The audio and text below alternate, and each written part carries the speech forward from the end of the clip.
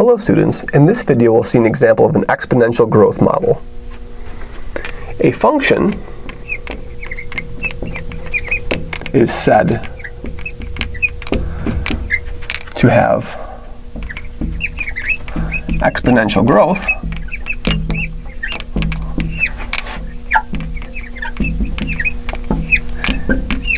if f prime of t is k f of t, where k is greater than 0. And similarly, we'll say it will have exponential decay if f prime of t is equal to k f of t, where k is less than 0. So we'll have exponential growth if the derivative of the function is positively proportional to the function. We'll have exponential decay if the derivative of the function is negatively proportional to the function. So let's see an example of where this pops up. Let a of t be the amount of money in a bank with continuous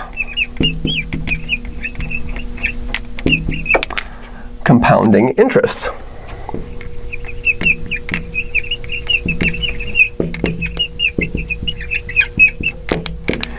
What this means, if a bank account has a continuously compounding interest, we'll say with rate R. What this will mean is it will mean that the rate of change in your account instantaneously is R times the amount that's in the account. So you're being credited amount R times the amount that's currently in the account. That's how much your account is changing over time. And so now we'll ask a question with this model is, if your account starts with $100 and you have a rate of 10% compounded continuously, how long before your account doubles in value?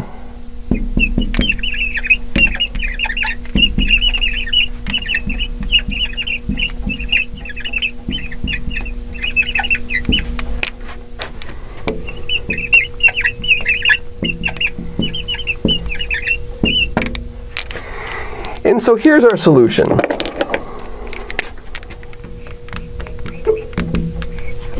We know that a prime of t is r times a of t, so we'll leave it in the general form momentarily. Now we can write this down as dA over a is r dt by the separation of variables. And we can integrate this.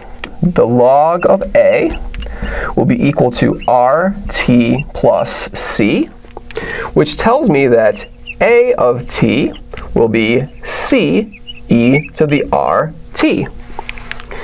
And we can find this C by plugging in t equals 0. So when t is equal to 0, we see that A of 0 is equal to C times e to the 0.